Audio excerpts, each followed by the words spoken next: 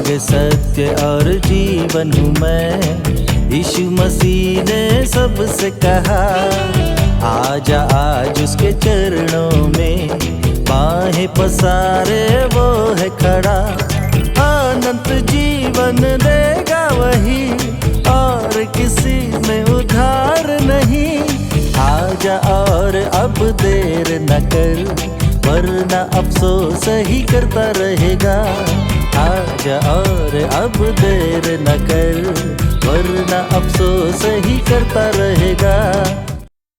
प्रभु यीशु मसीह के सर्वश्रेष्ठ नाम में आपका अभिवादन। पवित्र बाइबल के 32वें भजन के दूसरे वचन में हम इस प्रकार पढ़ते हैं, क्या ही धन्य है वह मनुष्य जिसके विषय में यहोवा अन्याय का दोष न लगाता हो और जिसके मन में कपट ना हो। परमेश्वर न्यायी है और उनके व्यवस्था के अनुसार पाप, अपराध और अन्याय की सजा मृत्यु है। परमेश्वर पवित्र है, पाप और अधर्म उसके लिए घृणित है। तो भी वचन उसके विषय में कहता है, यहोवा दयालु और अनुग्रहकारी, विलंब से कोप करने वाला और अति करुणामय है। एक बार शास्त्री और फरीसी एक स्त्री को लाए जो व्यभिचार में पकड़ी गई थी, और उसको बीच में खड़ा करके यीशु से कहा, हे गुरु, यह स्त्री व्यभिचार करते पकड़ी गई है। व्यवस्था में मूसा ने हमें आज्ञा दी कि ऐसी स्त्रियों पर पथरवाह करें, अतः तू इस स्त्री के विषय में क्या कहता है? प्रभु यीशु मसीह ने उनसे कहा, तुम में जो निष्पाप हो वही पहले उसको पत्थर मारे। यह सुनकर बड़ों से लेकर छोटों तक एक एक करके निकल गए। केवल एक व्यक्ति पीछे रह गया, निर्दोष, निष्कलंक और बेदाग, प्रभु यीशु मसीह। वह एकमात्र व्यक्ति था जो उस महिला पर पहला पत्थर फेंक सकता था।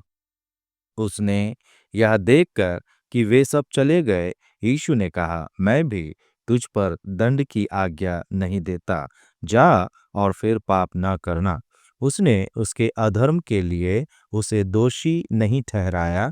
ऐसा क्यों?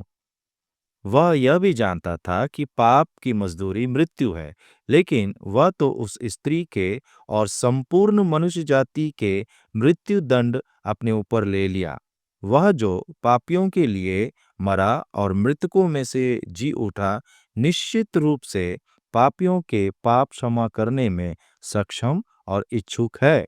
हाँ, वही प्रभु यीशु मसीह अब भी आपके अधर्म को दोष दूर करने के लिए तैयार है। एकमात्र शर्त यह है कि आप अपने पापों को स्वीकार करें और उसके प्रति समर्पण करें और उसकी मृत्यु और पुनरुत्थान पर विश्वास करें। वह आपको भी यह आश्वासन देते हुए कहता है, मैं भी तुझ पर दंड की आज्ञा नहीं देता, जा और फिर पाप न करना। परमेश्वर आपको दंड से छुटकारा पाने में सहायता करे, यही हमारी आपके लिए प्रार्थना है।